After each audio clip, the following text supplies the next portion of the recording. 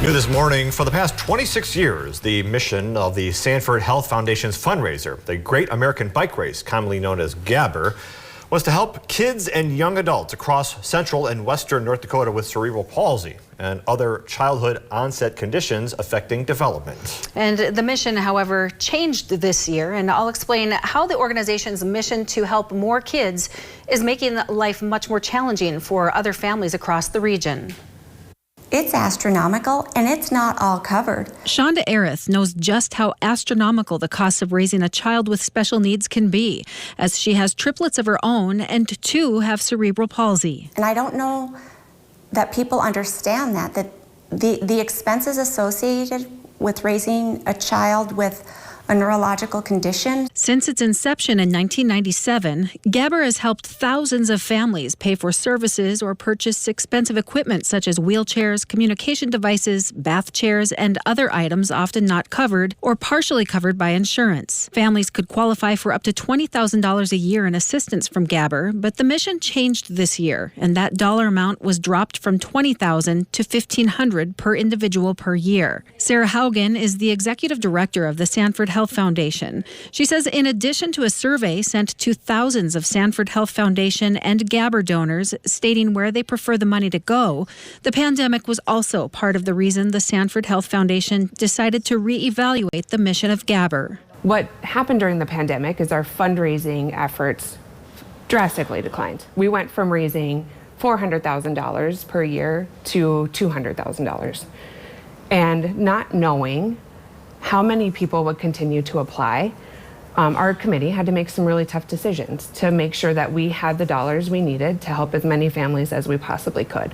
But Arith says more communication was needed in order to make a more informed decision. I talked to the therapists in the community who told me families didn't apply for money because they knew money was running out and they wanted to save that money for the families that they thought really needed it.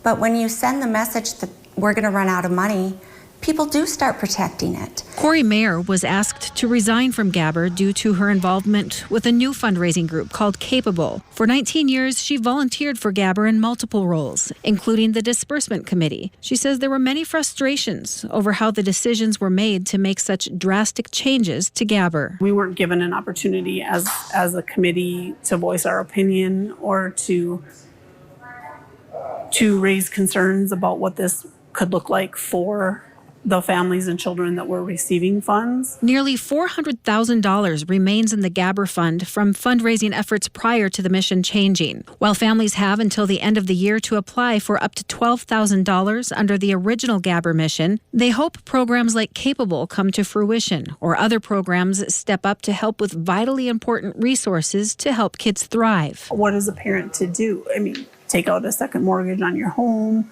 get a loan. I mean, it's just unfathomable that they had the potential to get those funds to help alleviate the cost of that equipment, and it's been taken away by a medical establishment, a healthcare establishment. One option still available is the GABR Legacy Fund. We also created the GABR Legacy Fund in order to help with some of those high-ticket items that there's simply no coverage for in other places.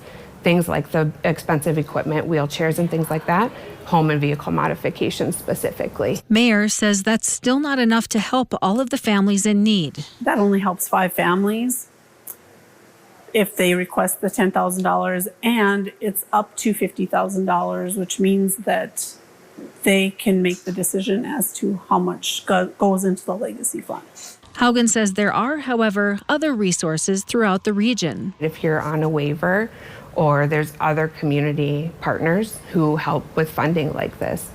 And GABR had gotten to be a bit of an easy button, I think, for families. It was easier to get GABR money than it was to get state funds if I was on a waiver. As Arith shares, not all families qualify for the waiver, and nor does the waiver always cover items GABR would typically cover. Our kids were never covered by Medicaid.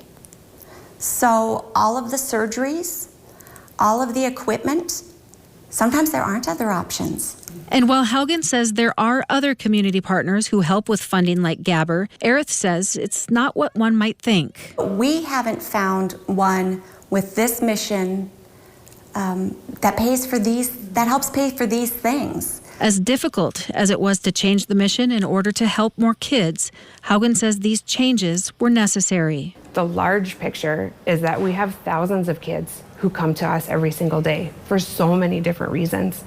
And it's up to us to take the best care that we can of them when they choose us. Families who qualify under the original GABR mission do have the remainder of the year, however, to submit for up to $12,000 in GABR funds. And coming up at 6:46, Shonda Arith will join us here live in studio to tell us more about the newly formed fundraising organization Capable and how they plan to help these families moving forward.